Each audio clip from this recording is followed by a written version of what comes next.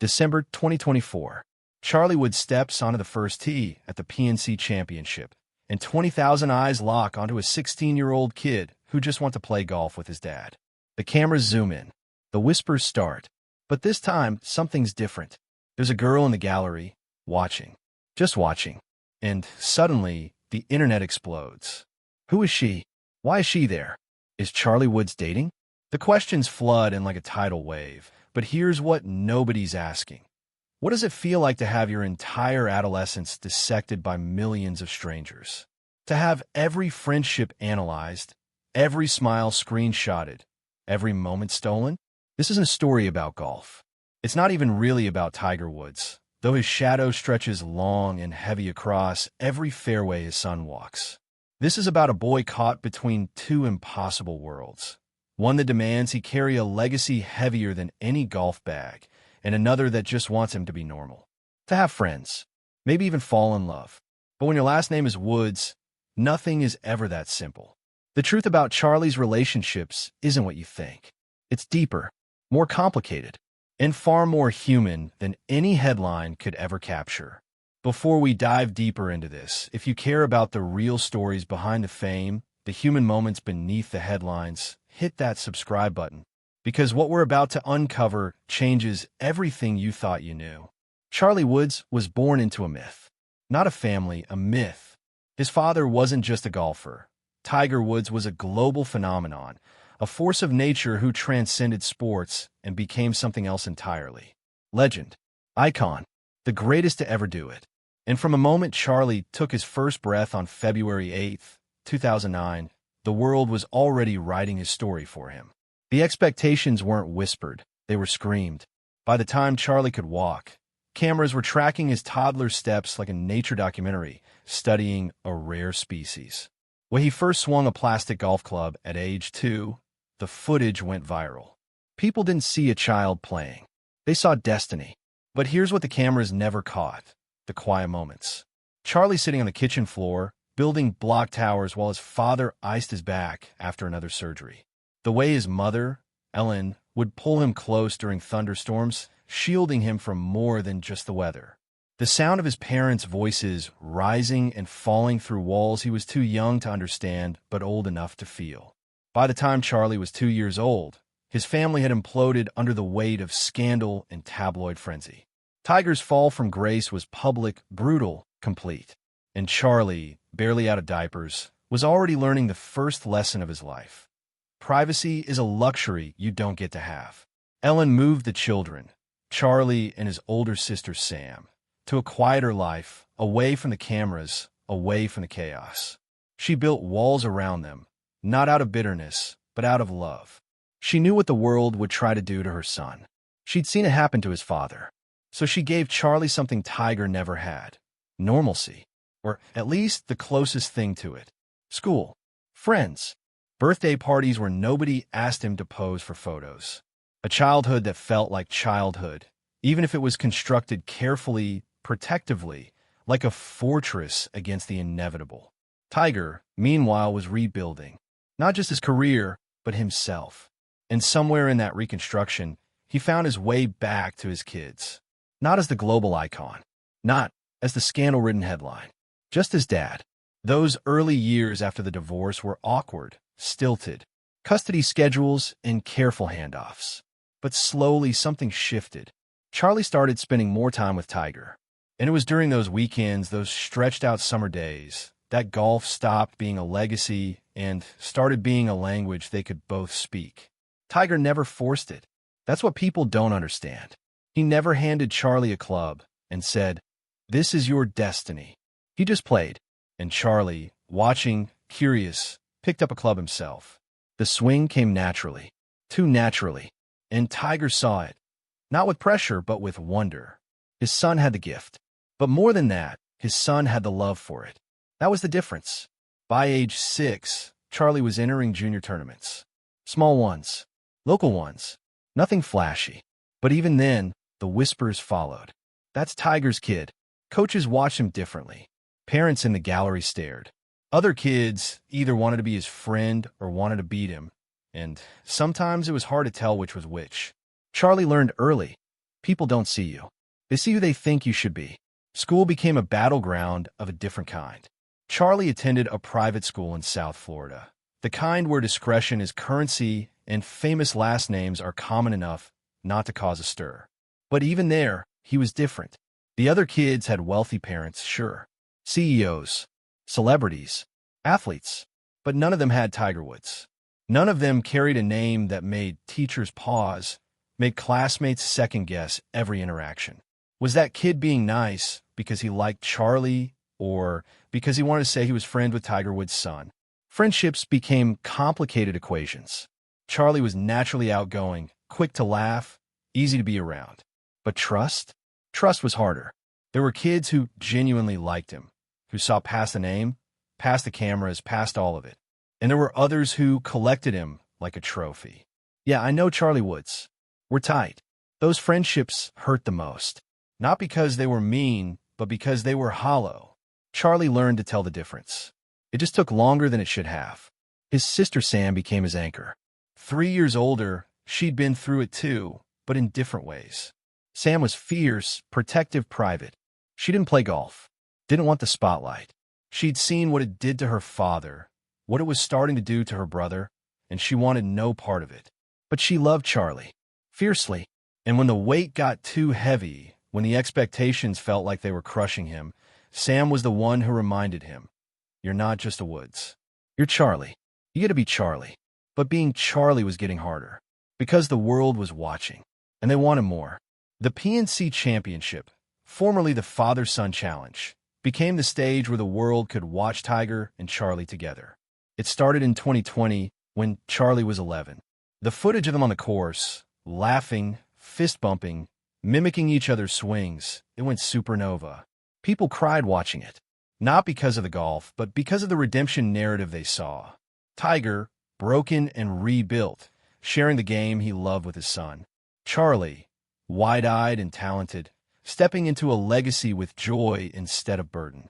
It was beautiful. It was genuine. And it was also the moment Charlie's private life became impossible to protect. After that tournament, everything changed. Charlie's name trended on social media. Clips of his swing were analyzed by professionals. Comparisons to his father's game at the same age flooded sports shows. And the question started, will he go pro? Will he be better than Tiger? Can he handle the pressure? Nobody asked if he wanted to. Nobody asked if he was okay. Charlie was 12 years old. The teenage years brought new complications. Adolescence is brutal for anyone, but imagine navigating it while millions of strangers watch your every move. Charlie hit growth spurts. His swing changed. His game fluctuated. And every miss, every bad shot, every rough tournament became a referendum. Is he good enough? Does he have what it takes? The internet became a courtroom, and Charlie was always on trial. Sometimes you have to wonder, when does talent become a cage? When does a gift stop feeling like freedom and start feeling like a sentence? Maybe that's a question we should all be asking. But Charlie kept playing. Not because he had to, because he wanted to. That distinction mattered. Tiger made sure of it. In interviews, he was careful, almost protective in his language. It's his choice, Tiger would say. I'll support whatever he wants to do. And he meant it, because Tiger knew what it was like to have your life decided for you before you were old enough to understand what you were giving up. The bond between them deepened, not just as father and son, but as partners. They practiced together, traveled together, competed together, and in those moments, the world fell away. It was just them, the course, the game. That's where Charlie was happiest. Not in the spotlight, not in the gallery, just on the fairway, with his dad beside him, playing the game they both loved. But even that sacred space was invaded, because this is 2024, and nothing is sacred anymore. The rumors started small. A comment on Instagram, a blurry photo. Who's that girl? Someone spotted a teenage girl at one of Charlie's tournaments. She was in the background, watching, just watching. But that was enough. The internet detectives went to work. They scrolled through tagged photos, cross-referenced schools, built entire narratives out of pixels and speculation. Suddenly, Charlie Woods had a girlfriend. Except he didn't. Or maybe he did. Nobody knew, but everybody had an opinion. Here's the thing. Charlie is 16. 16. At that age, most kids are figuring out who they are in the privacy of their own messy, awkward teenage lives. They get to have crushes. They get to go to dances. They get to experience heartbreak and first kisses and all the beautiful, terrible confusion of adolescence without the world watching. Charlie doesn't get that. Every girl he talks to becomes a headline. Every smile becomes evidence. Every moment of normal teenage interaction is dissected, analyzed, turned into content. And the girl? Whoever she was, if she was anyone at all, she didn't ask for this either. Maybe she was a friend. Maybe she was more. Maybe she was just someone who liked golf and happened to be there. It doesn't matter. The machine doesn't care. It needs a story. It needs drama. It needs something to feed the algorithm. And so a teenage girl becomes a character in a narrative she never agreed to play. Charlie's response? Silence. Total, complete silence. He doesn't have public social media, doesn't give interviews, doesn't engage. And that silence is a choice, a boundary he's learned to draw because it's the only power he has. If he can't control the narrative, he can at least refuse to participate in it. It's a kind of resistance, quiet but defiant. His friends, the real ones, rally around him. There's a small circle, kids he's known for years, who've proven themselves trustworthy. They don't post about him, don't tag him, don't treat him like a prize. They just let him be Charlie.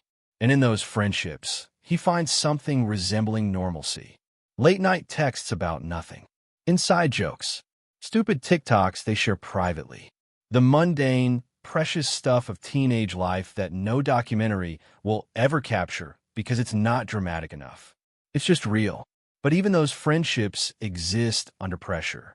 Because Charlie knows, he's always known, that one screenshot, one leaked message, one broken trust, and it's over. The private becomes public. The real becomes content. It's exhausting.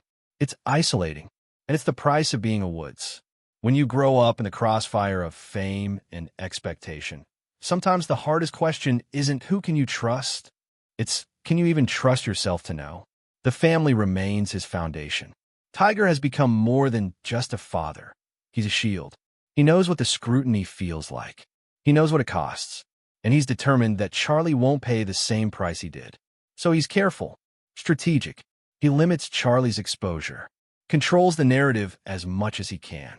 And when the world gets too loud, he pulls his son close and reminds him, this is just noise. What matters is us. What matters is the game. What matters is who you are when nobody's watching. Elin, too, remains fiercely protective. She's built a life that prioritizes her children's well-being over everything else. She doesn't do interviews about Charlie, doesn't sell stories, doesn't feed the machine. She's the wall between her son and the chaos. And she's held that line for 16 years. When reporters ask her about Charlie's future, she smiles politely and says nothing. Because his future is his, not theirs. And Sam? Sam is the reality check. When Charlie gets too caught up in the pressure, when the expectations start to feel like gravity, Sam's the one who calls him out. You're being dramatic, she'll say, teasing but truthful. You're just a kid who's good at golf. Relax.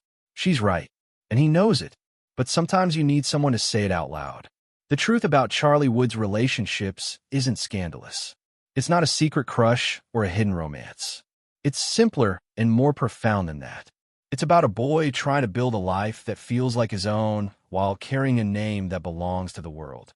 It's about choosing family when the world offers fame. It's about protecting the people you love when privacy has become a myth. It's about finding real connection in a landscape designed to make everything performative. Charlie's relationship with his father is the one the world sees. And it's real, but it's also just one piece. There's his relationship with his mother, who gave him the gift of boundaries. His relationship with his sister, who reminds him he's more than a legacy. His relationships with friends who like him for reasons that have nothing to do with golf. And maybe, someday, there will be a relationship with someone who sees him not as Tiger's son, but as Charlie. Just Charlie. But that day isn't today. Today, he's 16. Today, he's learning to navigate a world that will never be fair to him. Today, he's choosing to play the game he loves while protecting the life he's building. And if that means keeping parts of himself hidden, off-limits, unreachable, then so be it. Because some things are worth protecting. Some relationships are too precious to be turned into content. As the 2024 PNC Championship wrapped, Charlie walked off the 18th green with his father. They were laughing about something nobody else could hear. The cameras caught it, of course.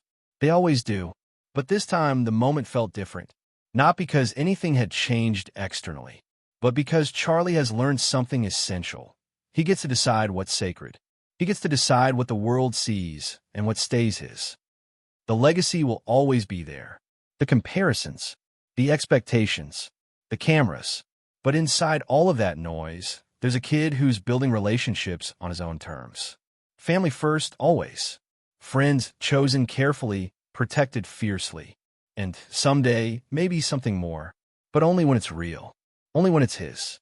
Because at the end of the day, Charlie Woods isn't a story. He's not a headline. He's not a legacy waiting to happen.